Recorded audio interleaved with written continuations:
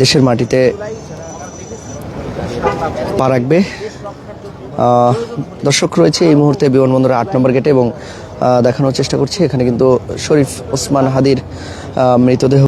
ঠিক এর আগ মুহূর্তে যদি বলি যে এখানে কিন্তু নিরাপত্তার যে বলয়, গ্রাম পুলিশ, বাংলাদেশ বিমান বাহিনী, এপিবিএন, বাংলাদেশ সেনাবাহিনী, র্যাব এবং বিজিবির বিপুল সংখ্যক সদস্য কিন্তু আসলে এই মুহূর্তে নিরাপত্তার দায়িত্বে রয়েছেন। এছাড়া কিন্তু জানিয়ে রাখতে চাই যে শরীফ ওসমান হাদির মৃতদেহ বহনকারী বাংলাদেশ বিমানের BG-585-এর যে উড়োজাহাজটি সেটি কিন্তু ইতিমধ্যেই বাংলাদেশের যে সীমানা অর্থাৎ টেকনাফের যে আকাশ, সেই আকাশ কিন্তু ইতিমধ্যেই এসেছে এবং কিছুক্ষণ পরেই কিন্তু আসলে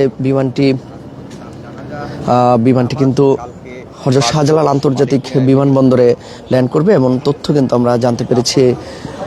জানিয়ে রাখতে চাই যে আজ থেকে 7 দিন পূর্বে অর্থাৎ গত শুক্রবার কিন্তু নির্বাচনী যে প্রচারণা, সেই প্রচারণায় কিন্তু আসলে তিনি তার যে প্রচারণা, সেই প্রচারণা চালানোর সময় কিন্তু আসলে আততায়ীদের যে গুলি, সেই গুলিতে গুরুতর আহত অবস্থায় কিন্তু আসলে ওসমান হাদিকে প্রথমে নিয়ে যাওয়া হয় ঢাকা মেডিকেল কলেজ হাসপাতালে এবং সেখানে তার কিন্তু একটি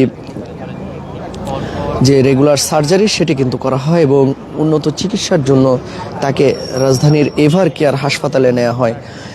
পরবর্তীতে সরকারি সিদ্ধান্ত এবং পরিবারের সিদ্ধান্তে কিন্তু তাকে নিয়ে যাওয়া হয় এয়ার অ্যাম্বুলেন্সের মাধ্যমে সিঙ্গাপুর জেনারেল হাসপাতালে।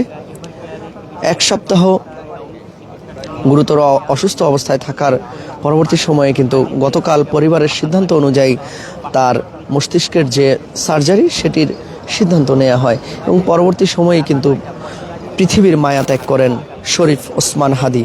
দেশ কাঁদছে সাধারণ মানুষ।